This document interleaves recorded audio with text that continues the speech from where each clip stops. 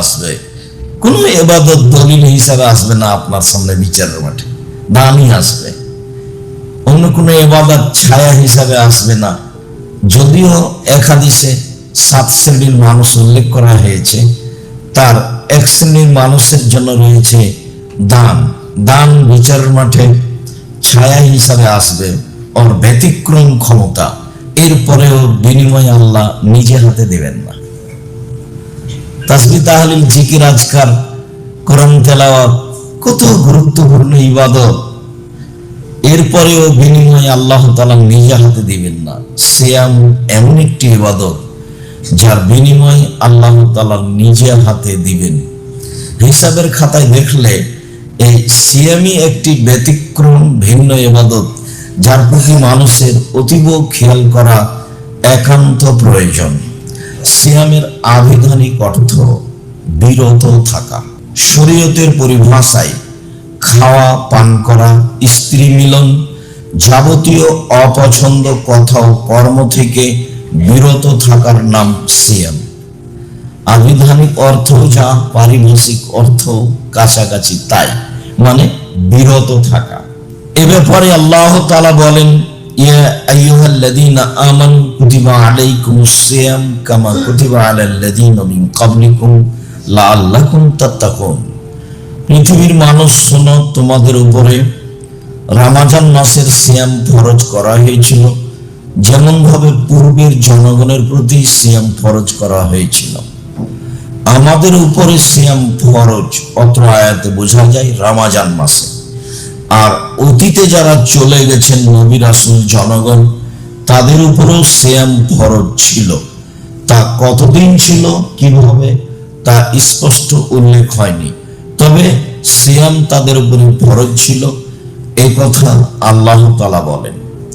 সিয়াম এমন একটি ইবাদত যার অত্র আয়াতের শেষে রয়েছে যে যাতে করে তোমরা পরহেজগার হতে পারো, তাকওয়াশীল হতে পারো। এটা একটা বড় মাধ্যম, যার কারণে রাসূল সাল্লাল্লাহু আলাইহি সাল্লাম বলেছেন, ইয়া মাশারা শাবাব মান ইসতাতা মিনকুমুল বাআত ফালইয়াতাজাওয়াজ। যুবকেরা শোনো, তোমাদের যদি শারীরিক ক্ষমতা থাকে, তোমাদের যদি মোহরের ব্যবস্থা থাকে, তোমাদের যদি বাড়ি ঘরের ব্যবস্থা থাকে, তাহলে বিবাহ করো। এটা আদেশ। কেন? ফাইন্নাহু আগাসুলিল বাসার আহসানুল ফারজ। বিবাহ করলে বিবাহের মাধ্যমে মানুষের চক্ষু নিচু হয়, অশ্লীল কাজ দেখতে চায় না, আর লজ্জা স্থানে হেফাজতে থাকে। ফাইনালাস্তাতে, যদি শারীরিক ক্ষমতা না থাকে, আর্থিক ক্ষমতা যদি না থাকে, বাড়িঘর যদি না থাকে, ফালাইহি বিসম, তাহলে সে যেন সিয়াম থাকে। ফিনাল্লাহু বেজা, সিয়াম হচ্ছে তার যৌবনকে দমিয়ে রাখার মাধ্যম। যেসব গতিবিধিতে মানুষ পাপ করবে, সিয়াম থাকলে সেটা কমে যায়, স্বাভাবিকভাবে কমে যায়, তখন আর ওই খেয়াল মানুষের ভিতরে তেমন আসে না। সিয়াম আসলেই শারীরিকভাবে একটি ব্যতিক্রম ইবাদত, মানুষকে অন্যায় থেকে ঠেকে রাখার ব্যাপারে একটি ব্যতিক্রম ইবাদত, আর ফলাফল হিসাবে ব্যতিক্রম ইবাদত, যার নির্ধারিত কোনো নেকি নাই। নেকি মানে জান্নাত। আজকের আলোচনায় নফল সিয়াম।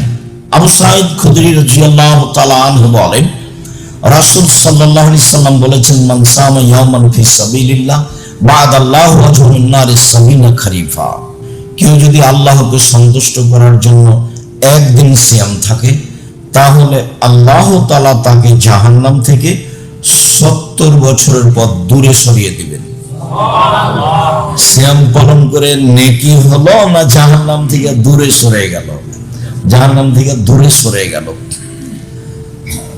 আব্দুল্লাহ ইবনে আমর ইবনে আব্বাস রাদিয়াল্লাহু তাআলা আনহু বলেন, রাসূল সাল্লাল্লাহু আলাইহি ওয়াসাল্লাম বলেছেন, মান সামা ইয়াওমান ফি সাবিলিল্লাহ বুইদাত মিনহু আন-নার মাসিরাতা মিয়াতে আম। কেউ যদি আল্লাহকে সন্তুষ্ট করার জন্য একদিন সিয়াম থাকে, তাহলে জাহান্নামকে তার থেকে 100 বছরের পথ দূরে সরিয়ে দেওয়া হবে, জাহান্নামই সরে যাবে।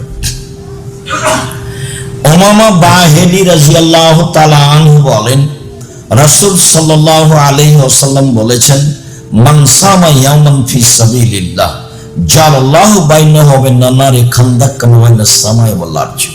কেউ যদি আল্লাহকে সন্তুষ্ট করার জন্য একদিন সিয়াম থাকে, তাহলে তার মাঝে আর জাহান্নামের মাঝে একটি গর্ত খনন করা হবে, যে গর্তের ব্যবধান হবে আকাশ জমিনের ব্যবধান, মানে লোকটাকে জাহান্নাম থেকে সরিয়ে দেওয়া হবে 500 বছরের পথ।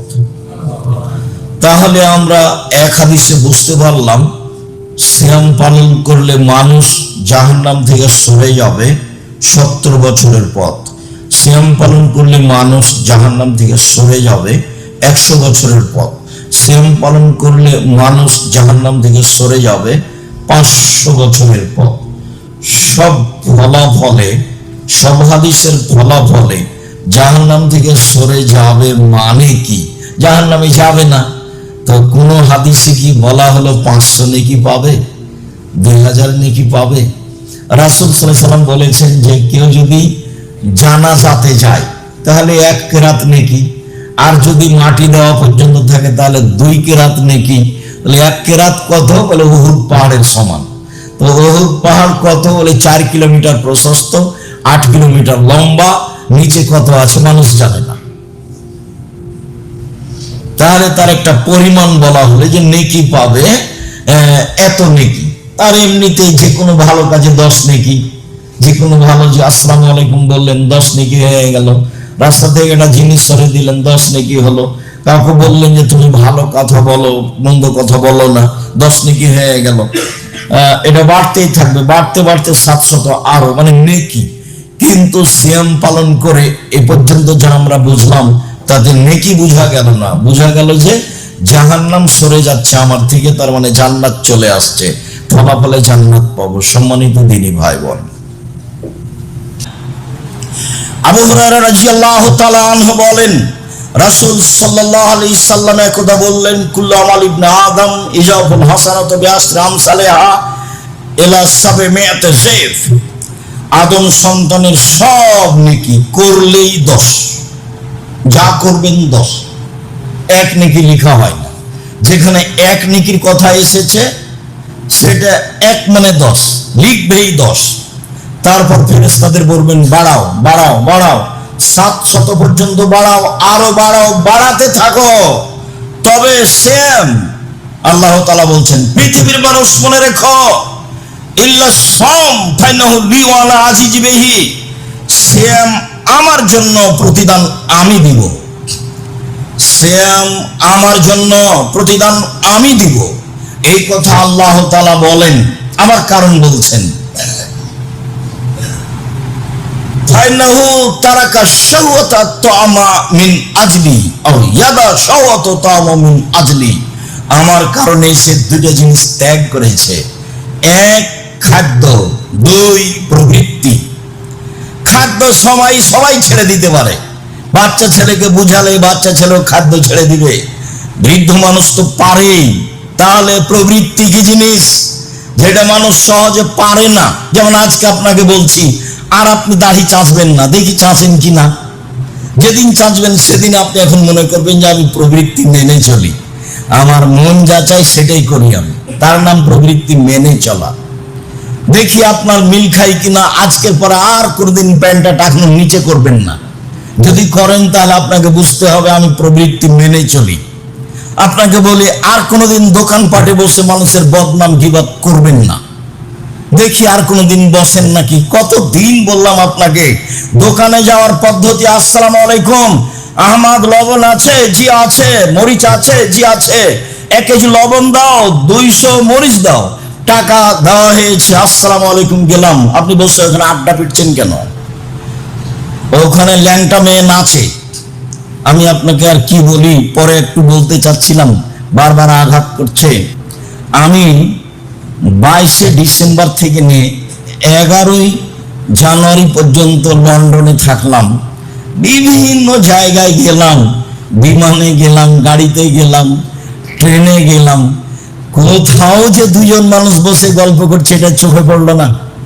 রাত 2টায় গেলাম, রাত 3টায় গেলাম, 4টায় গেলাম, ভোরে গেলাম, সন্ধ্যায় গেলাম, বিভিন্ন সময়ে আমি সফরে থাকলাম, গ্রাম দিয়ে হাঁটলাম, একবারে গ্রাম থেকে গ্রাম, কোথাও যে দুজন মুসলিম মানুষ গল্প করে না।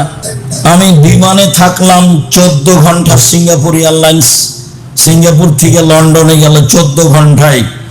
আমার ধারণায় ইহুদি খ্রিস্টান ছাড়া বিমানে আর কেউ ছিল না, দুই একজন পাকিস্তানি মানুষ থাকতে পারে। মানে আমি কয়েকবার হাঁটাহাঁটি করলাম, আমার নজরে পড়ে না।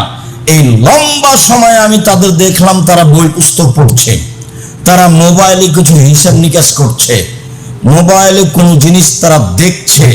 তবে কোনো মোবাইলে কারো চোখের সামনে টিভিতে আপনার এই ল্যাংটা মেয়ে নাচে না, গান বাজনা নাই কারো টিভিতে। আমার অনুমান হলো দুই একটা টিভিতে যে তারা নাটক দেখছে, এরকম আমার ধারণা হলো।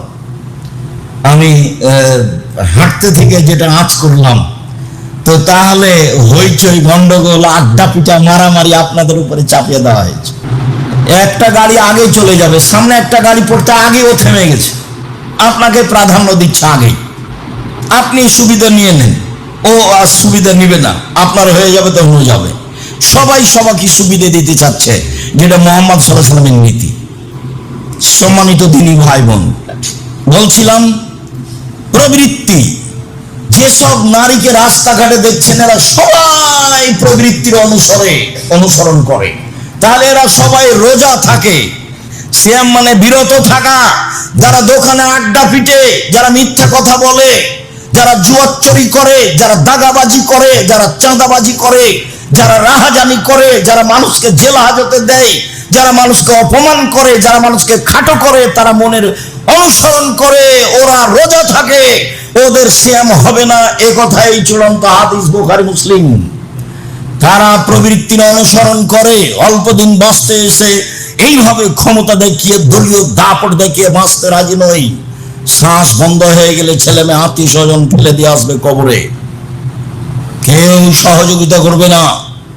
অভাব জীবন মানুষের, চলে যাওয়ার পরে পৃথিবীর সাথে যোগাযোগের কোনো সম্পর্ক নেই। যতই ভালোবাসা থাক না ছেলে মেয়ের উপরে, ছেলে মেয়ে আপনাকে রাখতে পারবে না, কোনো পথ নেই রাখার। তার নাম মরণ, তার নাম জীবন। দিন রাত দেখে আসছেন, দাদা চলে গেছে, বাপ চলে গেছে, মা চলে গেছে, এইভাবে আমিও চলে যাব, অর্থ সম্পদ সবকিছু থাকবে, আমার সাথে যোগাযোগ করতে পারবে না।